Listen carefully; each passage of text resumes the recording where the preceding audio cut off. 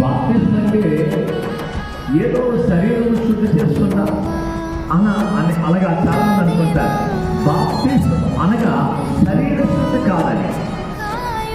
బాప్తిస్మం అనగా కడుక్కోవటం కాదు.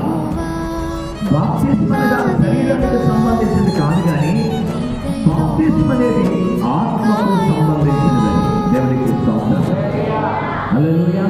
నీ ఆత్మను సిద్ధము చేసుకోవటం, నీ ఆత్మను సిద్ధము చేసుకోవడం. చాలా మంది బాప్తిస్మం అనగానే ములిగేసి మళ్ళా బయటకు వచ్చి మళ్ళా యథాప్రకారంగా చేయవలసిన పనులన్నీ కూడా చేయటం కాదు. బాప్తిస్మం అనగా నువ్వు మారు మనసు పొందడం, పాప క్షమాపణ మారు మనసు పొంది బాప్తిస్మం పొందడం.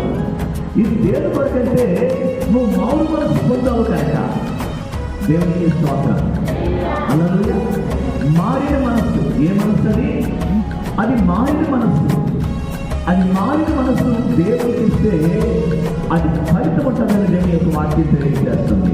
ఇప్పుడు చెప్పాలి, ఈ బాప్తిస్మం అనేది శరీరానికి సంబంధించింది కాదు, కానీ అది ఆత్మకు సంబంధించినది.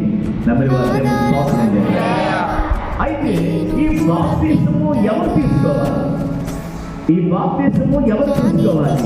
ఆ కింద మనం చదువుదాము. చూడండి, అపోస్తలుల కార్యములు 2వ అధ్యాయం 41వ వచనంలో మనము చూసినట్లయితే బాప్తిస్మము ఎవరు తీసుకోవాలి? అక్కడ రాయబడిన మాట మనకు చదువుదాము. కాబట్టి చూడండి, బాప్తిస్మము ఎవరు తీసుకోవాలి?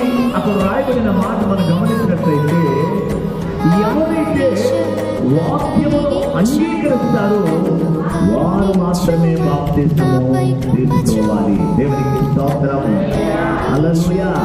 అంగీకరి